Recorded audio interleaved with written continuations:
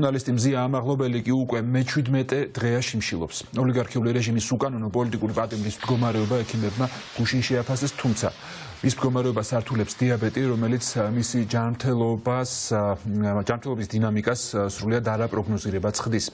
ამაღლობელის კამერა მუდმივი მეთვალყურეობის ქვეშაა. დღეს კი მისი კოლეგები და მოქალაქეები სპეციალურ საგამოძიებო უწყებასთან აქციას გამართავენ და მის დაზარალებულად ცნობას მოითხოვენ იმ ეპიზოდთან დაკავშირებით, როცა ბათუმის პოლიციის უფროსმა დაკავების შემდეგ მას აგინა და შეურაცხყოფა მიაყენა. პარალელურად არწდება საერთაშორისო გამოხმაურებები მზია ამაღლობელის საქმეზე, რომელსაც ბათუმის პოლიციის უფროსისთვის სახეში სილის გააწვნის გამო 4-დან 7 წლამდე ვადით პატიმრობა ემუქრება. ნინა მაჩაბელი გვეტყვის მეც დაპატიმრებული ჟურნალისტის საქმეზე. ნინა, გისმენთ.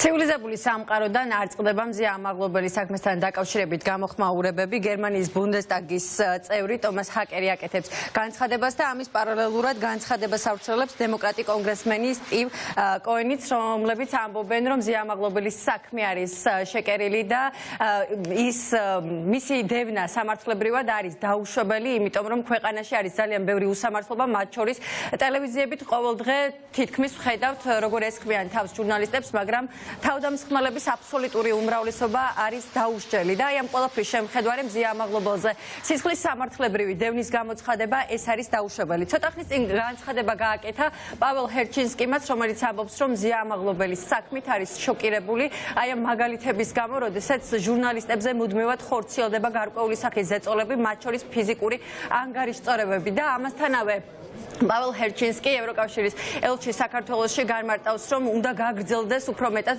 ქართულ ოცნებაზე ზეწოლა და გაგრძელდეს საუბარი სანქციებთან დაკავშირებით. The case of Kalbatono Mzia. მე შოკირებული ვარ ქალბატონი მზიას შიმშილობით, რომელიც უკვე 16 დღეა გრძელდება. ის წინასწარ პატიმრობაშია. საშუალო ასაკის ქალს ბრალად ედება პოლიციელზე თავდასხმა. როდესაც ჩვენ ტელევიზიით ვნახეთ უსასტიკესი ძალადობა ადამიანებზე ნიღბიანების მიერ და არავინ იქნა დაკავებული. ეს არის უპრეცედენტო რამ. როგორც ეუთო საპარლამენტო ასამბლეის სპეციალური წარმომადგენელი პოლიტპატიმრების საკითხებში ყურადღებით ვაკვირდები მზია ამაღლობელის საქმეს საქართველოს რესპუბლიკაში. მზია არის ჟურნალისტი, რომელიც დე-ფაქტო ქართული ოცნების ხელისუფლებამ გაყალბებული ბრალდებით დააკავა. ის ციხეში კარგად არ არის. მთავრობამ ახლავე უნდა გაათავისუფლოს იგი.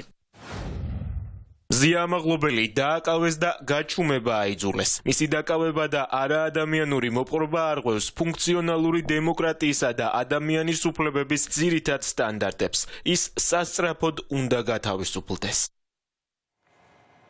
მზია ამაღლობელი კი უკვე მე-17 დღეა რუსთავის მეხუთე პენიტენციურ დაწესებულებაში შიმშილობს. მისი ჯანმრთელობის მდგომარეობა ამ დროისთვის კვლავ სტაბილურად რჩება, თუმცა ადვოკატი, რომელმაც გუშინ მოინახულა ის საკანში, აღნიშნავს, რომ წონაში კლება არის თვალსაჩინო, ვიზუალურად სხვა რაიმე მას არ აღენიშნება, თუმცა არის ეჭვები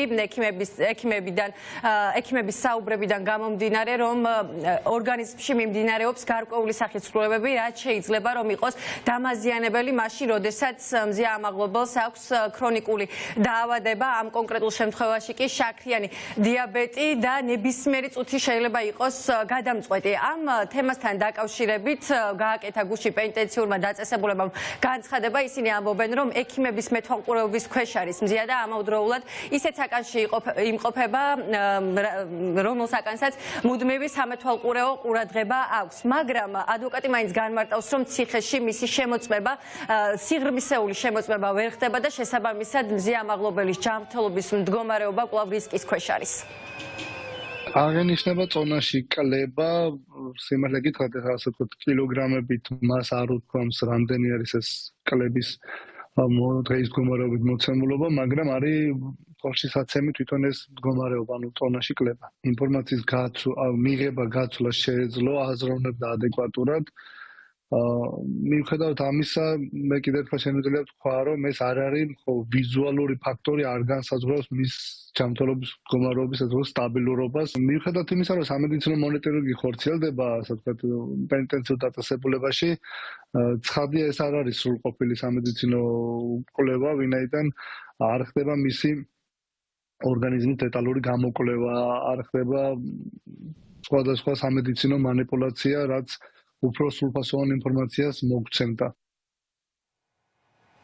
ბათუმელებისა და ნეტგაზეთის დამფუძნებლის მეგობრები და კოლეგები კი განაგრძობენ ბრძოლას უკანონო პატიმრის დასახსნელად და ისინი დღეს უკვე მეორედ მიულეს სპეციალურ საგამოძიებო სამსახურთან კოკა კაციტაძესთან შეხვედრას ითხოვენ, როგორც უკვე ცნობილია, ერთი კვირის წინ ამ მოთხოვნით იყვნენ სწორედ ამ უწყებასთან მისულები, დაწერეს წერილიც შეხვედრასთან დაკავშირებით, თუმცა ერთი კვირაა ეს წერილი არის უპასუხოდ დატოვებული. დღესაც ჟურნალისტები გამართავენ სპეციალურ საგამოძიებო სამსახურთან 3 საათზე აქციას და მოითხოვენ მზია ამაღლობელის დაზარალებულად ცნობას, იქიდან გამომდინარე, რომ როდესაც ის დააკავეს ბათუმში პოლიციის შენობაში, ბათუმის პოლიციის უფროსმა ირაკლი დგებუაძე მას მიაყენა სიტყვიერი შეურაცხყოფა, სახეში შეაფურთხა და ფიზიკური ანგარიშწორება რამდენჯერმე სცადა.